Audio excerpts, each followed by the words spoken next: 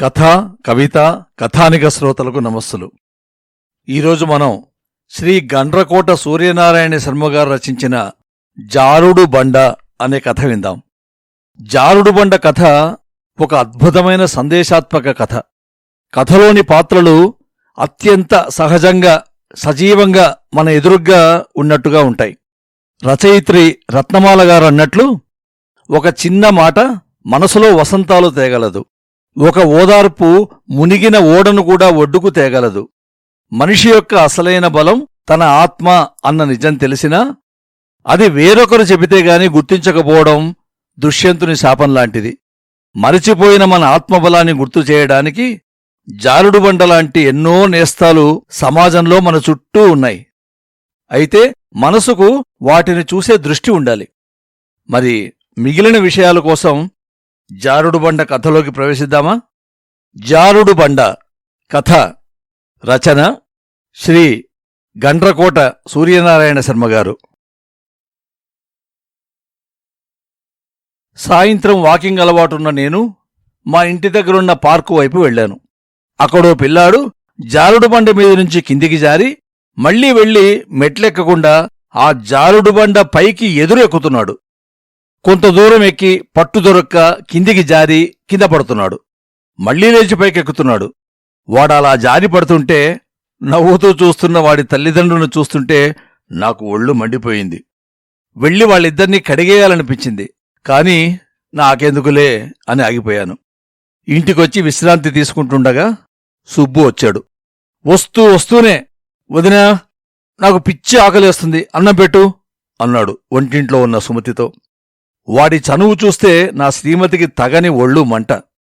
ఏదో సొంత ఇంట్లోకి వచ్చినట్లు రావడం, వదినా అది చెయ్యి, వదినా ఇది చెయ్యి అంటూ ఎక్కడలేని చనువును ప్రదర్శిస్తుంటే తను చాలా విసుక్కునేది. కాని నా మొహం చూసి ఆగిపోయేది. ఏంట్రా ఉన్నట్టుండి ఊడిపడ్డావు? నీ బిజినెస్ బాగా సాగుతుందా అడిగాను నవ్వుతూనే. లేదురా, నా పార్ట్నర్ మోసం చేయడంతో బాగా నష్టం వచ్చింది అన్నాడు. మరి వాడిని ఎందుకు వదిలిపెట్టావు? కోర్టుకి ఇడవాల్సింది అన్నాను. పోనీలేరా, పిల్లలు గలవాడు, కక్కుర్తి పడ్డాడు. బాగుందిరా, ఇలా జాలి పడితే ఇక నువ్వు బిజినెస్ చేసినట్టే అన్నాను. అందుకే బిజినెస్ వదిలేశానులే. ఇప్పుడు మన ఊరి సర్పంచ్గా పోటీ చేస్తున్నాను. ఎన్నికల రోజు నువ్వు వదినా మన ఊరికి తప్పకుండా రావాలి రోయ్ అన్నాడు. సరిపోయింది, బిజినెస్ అయింది, ఇప్పుడు రాజకీయాలా? ఒకచోట స్థిరంగా ఉండొచ్చు కదరా, ఎందుకిలా అన్నింట్లోనూ వేలు పెడతావు? కాస్త కోపంగానే అడిగాను. బిజినెస్ మనకు సరిపడలేదురా, తిరిగే కాలు తిట్టే నోరు అంటారుగా, మనది అదే టైపు. అది సరేగాని ఎన్నికల రోజు మాత్రం రావటం మర్చిపోకురోయ్. వదినా, నువ్వు కూడా తప్పకుండా రావాలి అని ఇద్దరినీ హెచ్చరించి భోజనం చేసి వెళ్ళిపోయాడు. సుబ్బు అసలు పేరు సుబ్రహ్మణ్యం. వాడు మా బాబాయ్ కొడుకే. చిన్నప్పటినుంచి వాడి జాతకమే అంత. జీవితంలో ప్రతి దశలోనూ బొక్కబోర్లా పడడం, మళ్లీ లేచి దులుపుకొని పరిగెత్తడం వాడికి అలవాటైపోయింది. దెబ్బతిన్నాకైనా కుదురుగా ఉంటాడా అంటే అదీ లేదు. మళ్లీ ఏదో ఒకదానిలో వేలు పెడుతూనే ఉంటాడు. ఇలాంటి వాళ్లని దేవుడు ఎందుకు పుట్టిస్తాడో నాకిప్పటికీ అర్థంగాని ప్రశ్నే. ఒక రకంగా వాడంత దురదృష్టవంతుడు ఈ భూప్రపంచంలో లేడని ఘంటాపథంగా చెప్పొచ్చు. అయితే జీవితంలో ఎన్ని ఢక్కామొక్కీలు తిన్నా పైకి మాత్రం వాడెప్పుడూ సరదాగా నవ్వుతూనే కనిపించేవాడు. వాడి భూమి మీద పడగానే వాడి తల్లి కన్నుమూసింది. వాడి ఆలనా పాలన చూసే దిక్కు కోసం మా బాబాయ్ మళ్లీ పెళ్లి చేసుకోక తప్పింది కాదు. సవతి తల్లి కావడంతో మా పిన్ని వాడితో ఇంటెడు చాకిరీ చేయిస్తూ నానా అగచాట్లు పెట్టేది. ఆ పరిస్థితుల్లో వాడి చదువు ఎలా సాగిందో నేను విడిగా చెప్పాల్సిన పనిలేదు. స్కూల్లో వాడు నేను ఒకే క్లాసు. నేనెప్పుడూ క్లాస్ ఫస్టే. వాడికి మాత్రం పాసు మార్కులు రావడం కూడా గగనమయ్యేది. అయితే మా హెడ్ మాస్టర్ గారు జాలిపడి వాడిని పై క్లాసుకి ప్రమోట్ చేస్తుండేవాడు. 10వ తరగతికి వచ్చేసరికి పరీక్షల ముందు వాడు నాతో, ఒరే ప్రసాదు, ఈ పరీక్షలో ఏ ఏ ప్రశ్నలు వస్తాయో చెప్పరా, అవి చదివితే కనీసం ప్యాసన్నా అవుతాను అని అడిగాడు. నేను కొన్ని ప్రశ్నలు చెబితే అవి మాత్రమే చదివి ఏదో అత్యవసర మార్కులతో మొత్తానికి బయటపడ్డాడు. మా స్కూల్ చదువులైపోయాక ఇద్దరం కాలేజీలో చేరాం. నేను సైన్స్ సబ్జెక్ట్ తీసుకుంటే వాడు హిస్టరీ తీసుకున్నాడు. 2 ఏళ్ల తర్వాత నేను డిగ్రీకి వెళ్ళిపోయాను. కాని వాడు మాత్రం ఇంటర్ గట్టెక్కలేక చదువు మానేసి పెట్టాబేడా సర్దుకుని ఎర్రబసెక్కేశాడు. నేను సిటీలో రూమ్ తీసుకుని ఉంటూ కాలేజీకి వెళ్లేవాణ్ణి. వీడు సిటీ వచ్చినప్పుడల్లా నా రూంలోనే దిగేవాడు. ఒకసారి వచ్చినప్పుడు ఏదో వ్యాపారం చేస్తున్నాననేవాడు. మరోసారి వచ్చి పాతది వదిలేసి కొత్త వ్యాపారం చేస్తున్నానని చెప్పేవాడు. పిన్ని బాబాయ్ పోయాక ఉన్న ఆస్తిని ఇలా తగలేస్తున్నాడన్న బాధతో ఎందుకురా కుదురుగా ఒకచోట స్థిరంగా ఉండగా పిల్లి పిల్లలతో మకాం మార్చినట్లు మాటిమాటికి ఆ బిజినెస్సు ఈ బిజినెస్సు అంటూ డబ్బు తగలేస్తావు అని అడిగితే నవ్వేసి, మనం చేసేదేదైనా సరే మన మనసుకు నచ్చాలిరా, లేకుంటే అది చేసి వేస్టు అనేవాడు.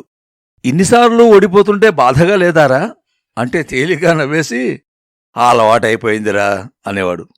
డిగ్రీ అయ్యాక పీజీ కూడా చేశాక పబ్లిక్ సర్వీస్ కమిషన్ గ్రూప్ 2 పరీక్షల్లో ఉత్తీర్ణుడినై గెజిటెడ్ ఆఫీసర్ హోదా ఉద్యోగం రావడంతో నేను సిటీలో స్థిరపడిపోయాను. ఆ తర్వాత ఒక స్కూల్ ప్రిన్సిపాల్గా పనిచేస్తున్న నా క్లాస్మేటు సుమతితో నా వివాహం జరిగిపోయింది. ఈ మధ్యనే వాడి పెళ్లి కూడా జరిగింది. జీవితంలో ఏ రకంగానూ స్థిరపడని అలాంటి వాడికి పిల్లనెవడిచ్చాడా అని నేను ఆశ్చర్యపోయాను. తీరా తెలిసిందేమిటంటే వాడిది ప్రేమ వివాహం అట. పెళ్లికి వెళ్లాను. అమ్మాయి చామనచాయలో చాలా సాధారణంగా ఉంది. మొత్తానికి గంతకు తగ్గ బొంతలాగా ఇద్దరి జోడీ సరిపోయిందనిపించింది నాకు. తీరా మా ఊరి సర్పంచ్ ఎన్నికల సమయానికి నేను ఆఫీసులో పనిలో బిజీగా ఉండి అక్కడికి వెళ్లలేకపోయాను. తర్వాత తెలిసింది వాడు ఘోరంగా ఓడిపోయాడని. నాకు కాస్త బాధ అనిపించింది. వాడికి మొహం ఎలా చూపించాలో అర్థం కాలేదు. నాలాంటి దగ్గరి చుట్టాలు కూడా ఓటేయకుండా ఎగ్గొడితే ఇక వాడు మాత్రం ఎలా గెలుస్తాడు? ఆ తర్వాత వారం రోజులకు మళ్లీ వచ్చాడు. నన్ను ముక్క చీవాట్లు పెట్టడానికే వచ్చాడని ఊహించి నేను తిట్లు తినడానికి రెడీ అయ్యాను. కాని విచిత్రంగా వాడు నన్ను ఒక్క మాట కూడా అనలేదు. అసలు ఓడిపోయానన్న దిగులు వాడి ముఖంలో మచ్చుకి కూడా కనపడలేదు. ఏమీ జరగనట్లు మామూలుగా మాట్లాడి వెళ్ళిపోయాడు. అలా ఓడిపోయినా వాడు రాజకీయాలను మాత్రం వదిలిపెట్టలేదు. రాష్ట్రంలో ప్రతిపక్ష పార్టీలో చేరి తిరగడం మొదలుపెట్టాడు. ఆ చేరేదేదో అధికార పార్టీలో చేరి ఉంటే ఏ కార్పొరేషన్ పదవో దక్కేది కదరా అని అంటే, అధికార పార్టీ సిద్ధాంతాలు నాకు నచ్చలేదురా, అందుకే చేరలేదు అన్నాడు. వాడి మాటలకు నాకు ఆశ్చర్యం అనిపించింది. అబ్బో, వీడు కొన్ని సిద్ధాంతాలు రాద్ధాంతాలు ఉన్నాయన్నమాట అనుకున్నాను. ఇది వాడిలో నేను చూసిన కొత్త కోణం. కాలమనేది బ్రేకుల్లేని బండిలాంటిది. అది ఆగకుండా గిర్రున తిరుగుతూనే ఉంటుంది. దాన్నెక్కి తిరిగేవాళ్లు కొందరైతే దాని చక్రాల కింద పడి నలిగిపోయేవాళ్లు కొందరు. నా జీవితం మాత్రం ఆ బండి మీదెక్కి జల్సాగా సాగిపోతుంది. ఉద్యోగంలో నేను అంచెలంచెలుగా పైకెదిగాను. సిటీలో ఖరీదైన ఏరియాలో స్థలం కొని బ్రహ్మాండమైన ఇల్లు కట్టుకొని స్థిరపడిపోయాను. కవల పిల్లలకు తండ్రినయ్యాను. కొడుకు కూతురు ఇద్దరూ చాలా తెలివైనవాళ్లు. ఎంతైనా నా పిల్లలు గదా. పండితపుత్రః పరమసుంఠః అనే నానుడిని అబద్ధం చేస్తూ వాళ్ళిద్దరూ చదువులో సాఫీగా ముందుకు సాగిపోతున్నారు. అటు సుబ్బిగాడికి ఒక కొడుకు పుట్టాడని, వాడూ తండ్రిలాగానే చదువులో అంతంత మాత్రమేనని తెలిసి నాకు నవ్వు వచ్చింది. జీన్స్ అనేవి తల్లిదండ్రుల నుంచే గదా పిల్లలకు సంక్రమించేది. వాడి కొడుకు వాడిలాగే తాడూ బొంగరం లేనివాడిలా తయారవుతాడనిపించింది. పిల్లల్ని పట్టించుకోకుండా తండ్రి రాజకీయాల్లో పడి తిరుగుతుంటే ఇక ఆ పిల్లలు మాత్రం ఎలా పైకొస్తారు? ఉన్నట్లుండి వాడు ఎమ్మెల్యేగా పోటీ చేస్తున్నాడని తెలిసి నేను ఆశ్చర్యపోయాను. అంటే మనవాడు రాజకీయాల్లో కాస్త ఎదిగాడన్నమాట. ఇక ఆ ఎన్నికల పనిలో పడి వాడు చాలా బిజీ అయిపోయి మా ఇంటికి రావడం కూడా తగ్గించేశాడు. అప్పుడప్పుడు ఫోన్ చేసి రాజకీయ నాయకులకుండే కష్టనష్టాలను నా దగ్గర ఏకరువు పెడుతుండేవాడు. ఈ సంగతి వినగానే సుమతి నాతో, ఊరి సర్పంచ్గా కూడా గెలవలేనివాడు ఎమ్మెల్యేగా గెలుస్తాడని ఆ పార్టీ వాళ్ళు ఎలా అనుకున్నారండి అంది నవ్వుతూ. ఆ మాట నాకు నిజమే అనిపించింది. కాని వాడొచ్చినప్పుడు ఈ మాట వాడి ముందు అనేవు అన్నాను. ఛా, నేనెందుకంటాను, నాకా మాత్రం తెలీదా అంది. కాలమనే బండి మీద ఎక్కి హాయిగా సాగిపోతున్నా నాకు తెలీదు. అప్పుడప్పుడు ఆ బండి పైనున్న వాళ్ళని కూడా కింద పడేసి వాళ్ల మీద నుంచి వెళుతుందని. ఉన్నట్లుండి ఇన్కమ్ ట్యాక్స్ వాళ్లు మా ఇంటి మీద రేడ్ చేశారు, ఆదాయానికి మించి ఆస్తులున్నాయని. నా కష్టార్జితంతో పాటు మా ఊర్లో ఉన్న పొలాలన్నీ నేను అమ్మి తక్కువ రేట్లున్నప్పుడు స్థలాలు బంగారం కొనడం జరిగింది. ఉన్న ఇల్లు మొత్తం నా కష్టార్జితమే. వాటన్నింటినీ ప్రస్తుత మార్కెట్ రేటుకు లెక్కవేసి నా సంపాదనంతా అక్రమార్జితమేనని తేల్చారు. అయితే ఈ కుట్ర వెనక నా జూనియర్ ఒక అతని హస్తం ఉందని నాకు తెలుసు. నేను అడ్డు లేకపోతే అతనికి ప్రమోషన్ వస్తుంది. అందుకని నా మీద లేనిపోని నేరారోపణలు చేసి నన్ను నిందితుడిగా చిత్రించాడు. అతడి వెనక అధికార పార్టీ ప్రముఖుడొకడున్నాడని నాకు తెలిసింది. రాజకీయ నాయకులు తలుచుకుంటే సాధ్యం కానిదేముంటుంది. నన్ను సస్పెండ్ చేశారు. కొద్ది రోజుల్లో నన్ను కోర్టులో ప్రవేశపెడతామని తాఖీదు కూడా వచ్చింది. సిటీ వదిలి వెళ్లవద్దని అల్టిమేటం ఇచ్చారు పోలీసులు. నాకేం చేయాలో పాలుపోలేదు. ఆఫీసులోనూ నాకు లంచగొండి అన్న అపప్రథ వచ్చింది. సమాజంలో తలెత్తుకుని తిరగలేకపోయాను. నా భార్యగా స్కూల్లో సుమతికి అవమానాలు మొదలయ్యాయి. మొహం గంటు పెట్టుకుని ఇంటికొచ్చింది. కాలేజీకెళ్లిన పిల్లలు ఇంటికొచ్చి భోరుమన్నారు. ఇన్నాళ్లు సమాజంలో గౌరవంగా బతికిన మా కుటుంబం పరువు వీధిపాలయింది. ఇంత గౌరవంగా బతికి ఇప్పుడు ఈ స్థితిని ఎలా తట్టుకోవాలో మాకు అర్థం కాలేదు. ఇంట్లో నవ్వుల పువ్వులన్నీ వాడిపోయాయి. బృందావనం లాంటి ఇల్లు ఎడారి సదృశంగా మారిపోయింది. ఇంట్లో ఒకరితో ఒకరికి మాటల్లేవు. ఇలాంటి దుస్థితిని దేవుడు మా కుటుంబానికే ఎందుకు కల్పించాడో నాకు అర్థం కాలేదు. ఇక మాకు ఆత్మహత్య తప్ప వేరే మార్గం కనపడలేదు. అప్పుడొచ్చాడు సుబ్బు. వదినా, నాకు చాలా ఆకలిగా ఉంది. ఈ ఎలక్షన్ల గొడవలో పడి తిండి తిప్పలు మరిచిపోయాను. అన్నం పెట్టు అంటూ హడావిడి పెట్టాడు. పిల్లలకు ఏవో రాజకీయాలకు సంబంధించిన జోక్స్ చెప్పాడు. వంట పూర్తవగానే రండి అందరం కలిసి తిందాం అన్నాడు. మా ఎవరికీ అన్నం సహించకున్నా బలవంతాన మమ్మల్ని లేపాడు. డైనింగ్ టేబుల్ మీద వడ్డన చేయబోతుంటే వదినే హాయిగా కింద కూర్చుందాం అంటూ వంటపాత్రలన్నీ కిందికి చేర్చాడు. రోజూ వాడికి ఎదురయ్యే సంఘటనల్ని హాస్యభరితంగా చెప్తూ ఉంటే మేము మా బాధ మరిచిపోయి వాడితో పాటే తినేశాం. ఆ తర్వాత అందరం హాల్లో సోఫాల్లోకి చేరాం. అప్పుడు అడిగాడు వాడు, ఈ మధ్య ఏదో జరిగిందట అని. జరిగిందంతా తెలిసి సానుభూతి చెప్పడానికి వచ్చాడనిపించింది. జరిగింది సూచనాప్రాయంగా చెప్పాను. అంతా విని ఓస్ ఇంతేనా, ఈ మాత్రం దానికైనా ఏదో పోగొట్టుకున్నట్టు అందరూ మొహాలు వేలాడేసుకున్నారు. ఆ లెక్కను చూసుకుంటే జీవితంలో నాకెదురైన కష్టాలకు నేనేనాడో ఆత్మహత్య చేసుకుని ఉండాల్సింది. పోరాడాలరా, తప్పు చేయనప్పుడు ఎందుకు తలదించుకోవాలి? ఇలాంటప్పుడే మనిషికి గుండె ధైర్యం కావాలి. గడ్డు పరిస్థితులను ఎదురించాలి. నీకొచ్చిన కష్టం చిన్నదేం కాదు. ఎప్పుడూ గెలుపు మాత్రమే తెలిసిన నీకు ఇప్పుడు ఓటమి తన రుచి చూపించింది. మళ్లీ గెలిచే వరకు నీ శత్రువు మీద యుద్ధం ప్రకటించు, చివరి వరకు పోరాడు అన్నాడు. ఈ కేసులో గెలుస్తానంటావా? అనుమానంగా అడిగాను. జయాపజయాలు దైవాధీనాలు. అయినా నువ్వు నిజాయితీపరుడివి. అది నిరూపించుకోవటానికి యుద్ధం చెయ్యి. గెలుస్తావో లేదో తర్వాత సంగతి. ముందు యుద్ధమైతే చేయాలిగా అన్నాడు. గీతోపదేశం చేసే కృష్ణుడిలా వాడు చెప్పదలుచుకున్నది చెప్పేసి, మరి నేనొస్తాన్రా, గెలిచిన ఎమ్మెల్యేగానో ఓడిపోయిన ఎమ్మెల్యేగానో మళ్ళీ కలుస్తా నవ్వుతూ అనేసి వెళ్ళిపోయాడు.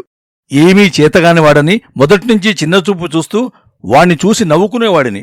కానీ వాడు అనుభవంతో చెప్పిన మాటలు నాలో ఉత్సాహాన్ని ఉత్తేజాన్ని నింపి ఇలా కనువిప్పు కలిగిస్తాయని నేనెన్నడూ ఊహించలేదు. నిజమే, ప్రతి మనిషి తన జీవితంలో సుఖము దుఃఖము లాభము నష్టము తీపి చేదు అన్ని రుచి చూడాలి. సుఖాల పడవలోనే నా జీవన ప్రయాణమంతా సాగిపోయింది. చేదు రుచే నాకు తెలియదు. ఓటమి అనే పదానికి నా నిఘంటువులో చోటే లేకుండా పోయింది. కష్టమనేది ఒకటి ఉంటుందని కూడా తెలియనంత సుఖం మత్తులో మునిగిపోయాను. ఇప్పుడు ఉన్నట్లుండి నా పడవ ఒక చిన్న సుడిలో చిక్కుకుంది. నా దృష్టిలో అది చాలా పెద్ద కష్టం. అందుకే దాన్ని అసలు తట్టుకోలేకపోతున్నాను. ప్రతి మనిషి తప్పనిసరిగా ఓటమిని కష్టాన్ని అనుభవించాలి. అప్పుడే మనిషి రాటుదేల్తాడని నాకు తెలిసొచ్చింది. దేవుడు తెలివితేటలనే శస్త్రాస్త్రాలన్నీ నాకు ఎప్పుడూ ఇచ్చేశాడు. వాటి అవసరం లేదని నేనే వాటిని కట్టగట్టి ఏ జమ్మి చెట్టు మీదనో దాచిపెట్టాను. వాటిని బయటకు తీయాలి. సమర్థవంతంగా ఉపయోగించుకోవాలి. యుద్ధం చేయాలి. ఇన్నాళ్ళూ గెలుపుకు మాత్రమే అలవాటు పడ్డ నాకు ఈ అనుభవం ఒక కొత్త పాఠాన్ని నేర్పింది. ఆత్మహత్య దాకా ఆలోచించానంటే విజయం ఇచ్చిన సుఖమ్మత్తులో నేనెంతగా మునిగిపోయానో నాకు అర్థమైంది. అవునండి, మీ తమ్ముడు చెప్పినట్లు ఏ తప్పు చేయని మనమెందుకు భయపడాలి? ఈ గడ్డు పరిస్థితిని ఎదుర్కొందాం అంది సుమతి. అవును నాన్నగారు, మనమెవ్వరికీ భయపడాల్సిన అవసరం లేదు అన్నారు పిల్లలిద్దరూ. పార్కులో జారుడు బండ మీద ఎదురెక్కుతున్న ఆ పసివాడు చూపిన పట్టుదల గుర్తుకొచ్చి నాలో కూడా ఎక్కడలేని ధైర్యం వచ్చింది. పోరాటానికి సిద్ధమయ్యాను. నేను చెయ్యబోయే ఆ పోరాటానికి ఆసరానివ్వటానికి నా వెనుక భార్య పిల్లలనే సైన్యం ఉంది. ఇక భయపడేదేముంది? చక్కటి జీవితానికి ఆశలు కల్పించిన అత్యుత్తమమైన కథ అని భావిస్తున్నాను. ఈ కథ విన్న శ్రోతలందరికీ ధన్యవాదములతో నమస్సులు. పఠనం మీ అంబాళం పార్థసారథి.